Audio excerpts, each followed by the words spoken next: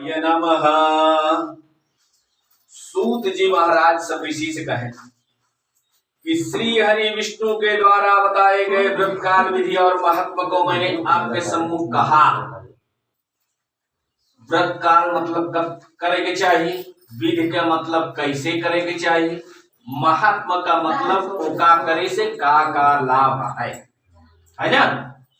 ओका कथा करे से का पुण्य की प्राप्ति है। अब आगे का बताइए। तो सब ऋषि कहें कि प्रभु जब आप धर्म की चर्चा प्रारंभ कर देते हैं, श्री हरि विष्णु के बारे में इतनी सुंदर कथा हमका सबका सुनावता है, जौने से पाप कर्म का क्षय हो जाए, जौने से प्राणी अगले जन्म में पाप कर्म भोगे से बच जाए, गंदी योन में जन्म ले से बच जाए। इस प्रकार के कथा मुक्ति प्रदायिनी, धन धान्य समृद्धि करे वाली जब आप सुनौते हैं तो आप एक फिर बताए दें कि सबसे पहले भूतल पे व्रत की कथा के वो के संबंध बताए। तो सूत जी महाराज कहें कि सुंदर काशीपुर नामक एक गांव में सतानंद नाम के ब्राह्मण हुए। कौन नाम के? सतानंद नाम। सुंदर काशीपुर नाम का गांव रहा, वहां सतानंद नाम के पंडित जी भाई।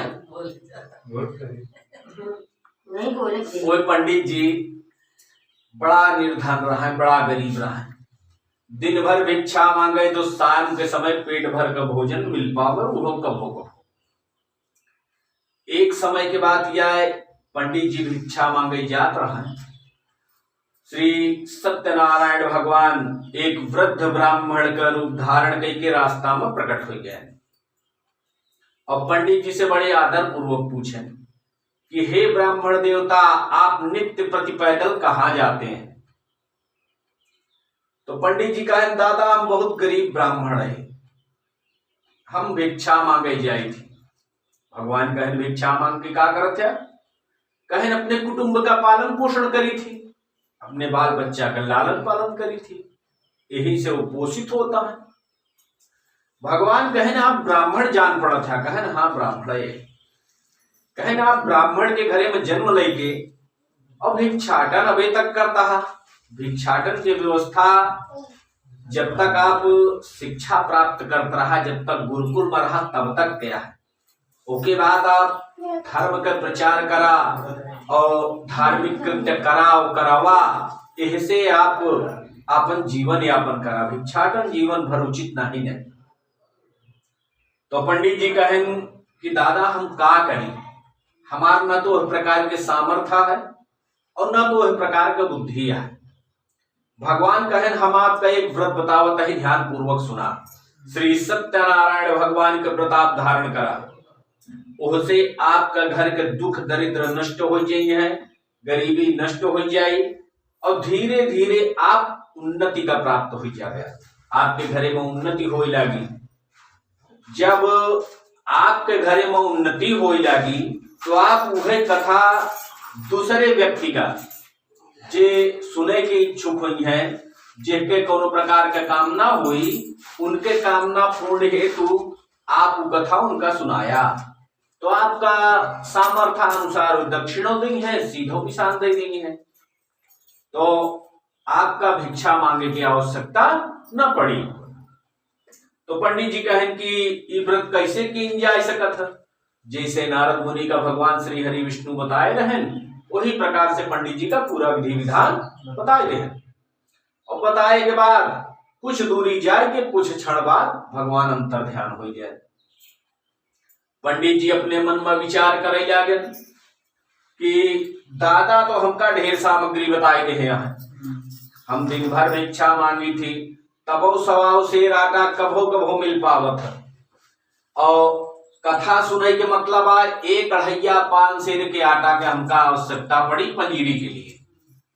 उसके पश्चात पूजन पाठ के सामग्री ले आवे के पड़ी।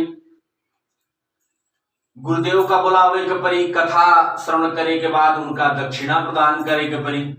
ये सब हम कहाँ से कह पाओ, यहाँ पंजीरी की व्यवस्था हम न कह पाओ, पूजा पाठ के सामग्री और दक्षिणा बड़ी दूरी की बात ही है।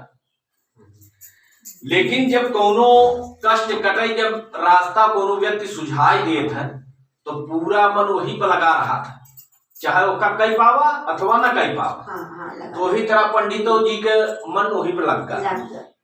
अब भिक्षा मांगे मन न लाग, जब मांगे रहा ठीक है, उसके बाद लौटी आए घरे। घरे पे देहन रोटी पानी बनी, जब नसीब में रहा रोटी दू रोटी पाए होकर। ओके बाद रात में सब घर के सदस्य सोई गए। पंडित जी चार पाई पर पड़े पड़े धाए, एह करवट धाए और करवट घूमे, और वह भगवान के द्वारा बताए गए वाक्य कर सोचें कि अगर तनिक हमरे सामर्थ हो तो ये कार्य हम कैली तो हमारे घर की गरीबी नष्ट हो जा रहे हैं। यही प्रकार सोचत विचारत भैया पंडित जी रात बिताए गए।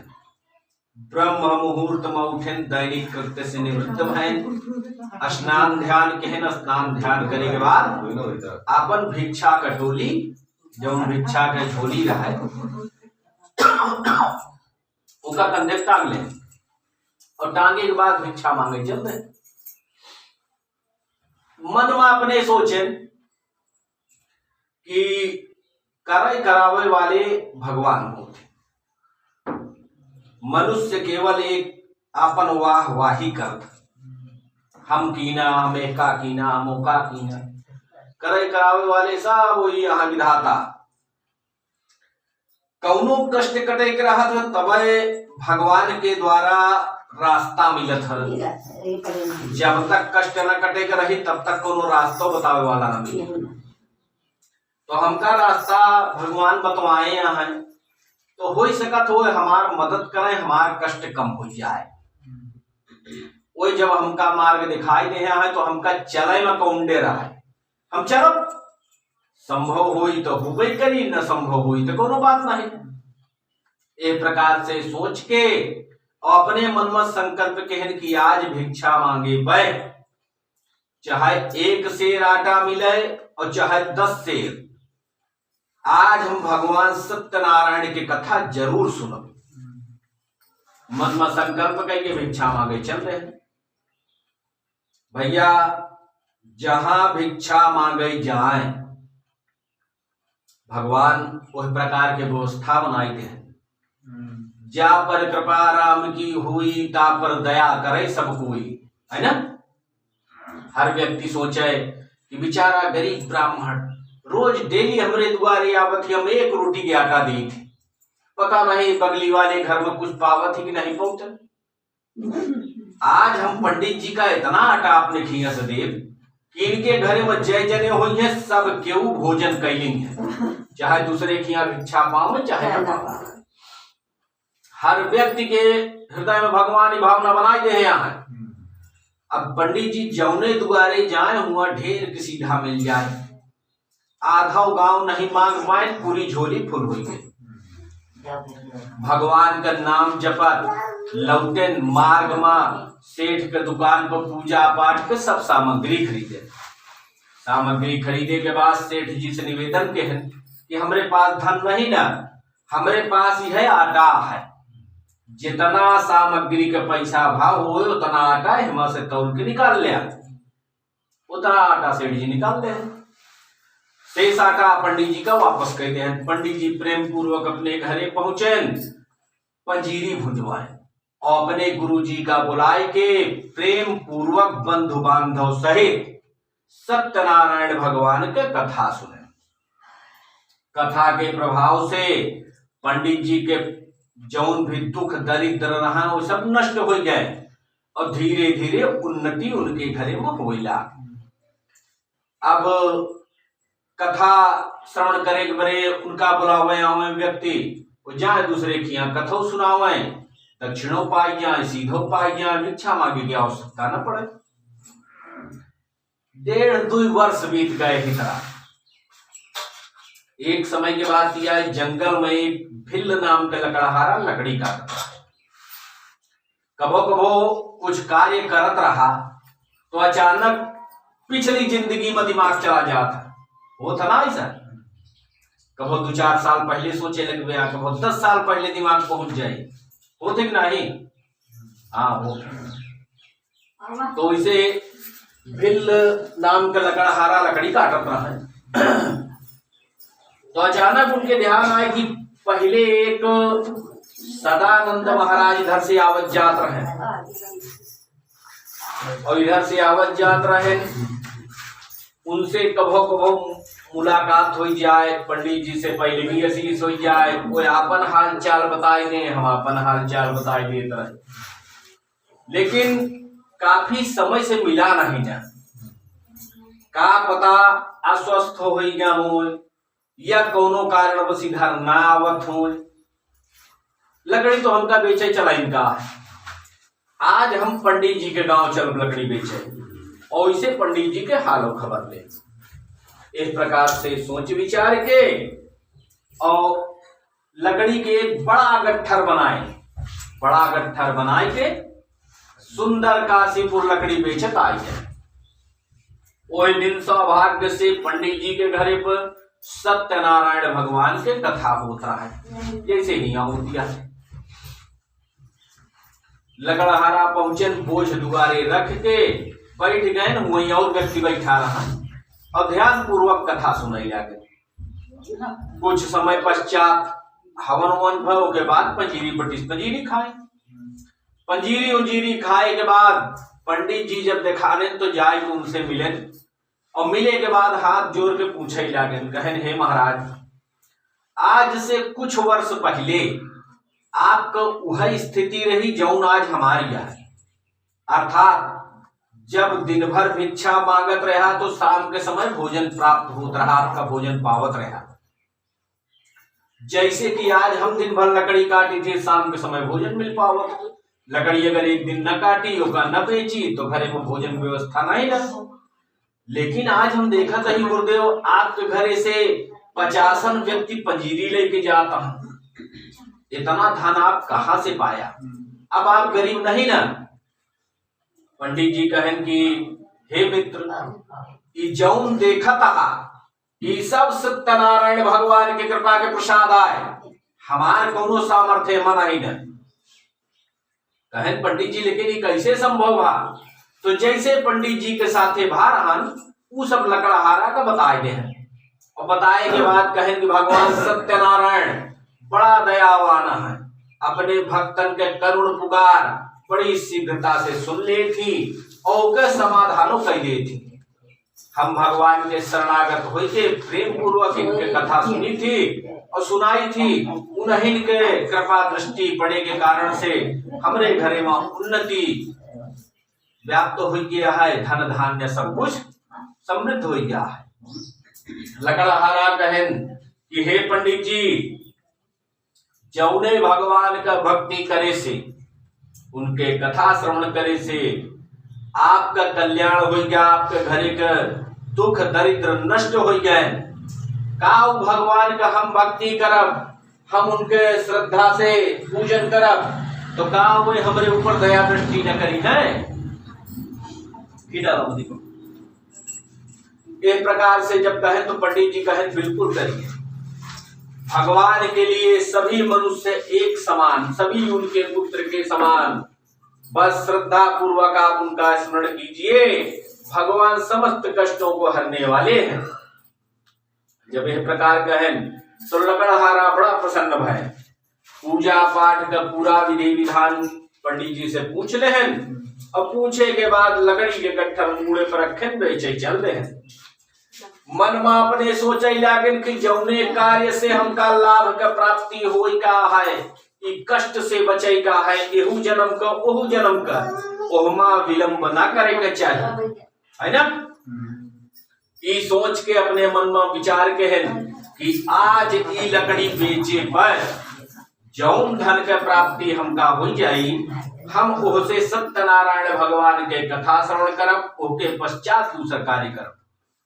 जब एक प्रकार से संकल्प कैले हैं, लकड़ी बेचत एक सेठ जी के गांव में पहुंचे। हुआ होत रहा है भंडारा। तो अब हम तो चिट्ठी लिख के दे थी, हाँ, एक एक व्यक्ति के नाम से चिट्ठी लिख के दे थी। और वही प्रकार से मनुष्य निमंत्रण आवत थी। लेकिन पहले ऐसा नहीं होता। पहले हर गांव हर क्षेत्र में एक मड़री होता है। उन्हें मड़री का सहेज दिन याद रहा कि भैया इतना गांव के व्यक्ति का हमका निमंत्रण करावे का, तो स्वयं सबका सहेज के लेके चला होता है। तो सेठों जी किया बड़ा विशाल भंडारा के आयोजन रहा और उतनी समय भोजन निर्माण करे की व्यवस्था सिर्फ लकड़ी से होत रही और कोनो साधन नहीं रहा। लकड़ी के एक गुण होता है, लकड़ी का अंदाज नहीं सकता, कोनो व्यक्ति नहीं अंदाज सकता। अगर कोनो सोच ले कि हम 4 व्यक्ति के भोजन इतने लकड़ी में बनाइए, तो या तो लकड़ी कम पड़ जाएगी या तो लकड़ी बच जाएगी। तो ये लकड़ी के गुण होता है। तो सेठो जी जो लकड़ी अंदाज के रखे रहा वो कम पड़ गए और भोजन करे के लिए भी काफी व्यक्ति बचा रहा है। सेठ जी अपने मन में सोचत रहा है कि चाहे 10,000 व्यक्ति भोजन कर ले, लेकिन 10 व्यक्ति का अगर भोजन न करा पाए हम, तो वो हमार बुराई करत जाएंगे है कि निमंत्रण दे हैं, इतना बड़ा आयोजन कैले हैं, भोजन की व्यवस्था नहीं करा पाए, हम सब खाली पेट जाते हैं बिना भोजन पाए। तो इस तरह हमरे पूर्वज तक का मान सम्मान दांव पर लग जाएगी। हे प्रभु, लकड़ी खत्म हो गया है, लकड़ी की व्यवस्था कतहू से अब हो नहीं पावत। यही प्रकार से तिरान भयभीत मन से भगवान से अनुरोध करे जागे कि हे प्रभु, हमार मान सम्मान कौनो भी तरह से बचा लिया, अब हमार मान सम्मान आपके हाथे में है। एक प्रकार से विनती करत और घूमे टहले लागे दुआरे कहती। वही समय लकड़हारा लकड़ी बेचत उधर से आए। सेठ जी बड़ा प्रसन्न भयन कहन, बच्चा पूरी लकड़ी कितने के देवे? लकड़हारा पहले तो अपने मन में सोची, कहावत क्या है ना, चमसुर का भाव जस चोट पिराए। तो लकड़हारा पहले अपने मन में सोचिस कि आज सेठ जी से जितना चाहिए पैसा लग सकी थी दाव में है, लेकिन फिर लकड़हारा का मन में डेरला कि भगवान के शरण में जाए के अपने उद्धार के लिए, अपने कष्ट निवारण के लिए अगर भगवान से अनुरोध करेगा है तो छल पूर्वक नहीं किन जा सकता, और छल पूर्वक करेगा तो क्या कोनो लाभ न मिले। तो इस प्रकार से सोच के सेठ जी से कहें कि सेठ जी, आज ही लकड़ी हम भगवान के कथा सुने के बड़े बेचत है, हमका उतना धन दे दिया जितने में भगवान के कथा हो जाए बस, और हमका न चाहिए। लकड़हारा अपने मन में सोचे लागे इतना बताए कि सेठ जी अगर दे नहीं है धन हमका पर्याप्त मात्रा में, तो भगवान के कथा धूमधाम से हो जाए। उधर सेठ जी अपने मन में सोचे लागे कि मान लिया इनका हम उचित पैसा दे दे जितने में भगवान का कथा हो जाए, तो का कथा सुने के बाद ये उपवास सुन है तो भोजन के कोनो व्यवस्था चाहिए, लकड़ी में के आजीविका के साधन यह सोच विचार के उनका उस प्रकार से धन है कि भगवान के कथा पूर्ण हो जाए और 2-4 दिन के भोजन के व्यवस्था उनका हो जाए। उतना धन दे के और पूरी लकड़ी लेके लकड़हारा बड़ा प्रसन्न है। अपने मन में सोचे कि इतनी लकड़ी बेचे तो हमका केवल 2-3 दिन के भोजन के व्यवस्था हो पावत, और इतनी लकड़ी में भगवान हमका पूजो के व्यवस्था करवाए दे और 4-6 दिन का भोजन व्यवस्था करवाए दे। पंडित जी सही बताए रहे कि जे भगवान के शरणागत हो जात है, अपने मन में उनके शरण में जाए के विचारों कैले थे, उतने समय से भगवान कष्ट का काटे छाटे लागत ही, देर नहीं करते और उन्नति कर लागत ही। पंडित जी के वचन सत्य रहा।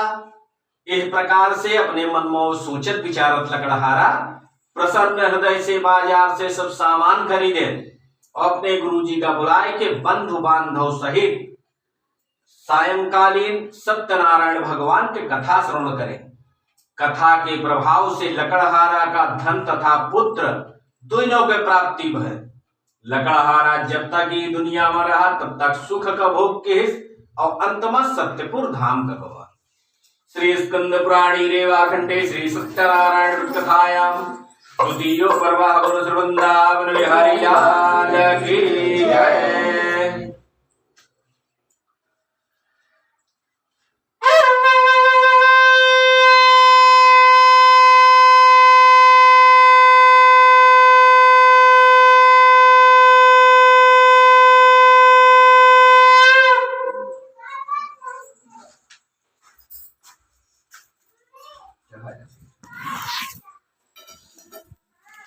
चढ़ा रहा कई मिनट में भैया अब की 21। अच्छा अच्छा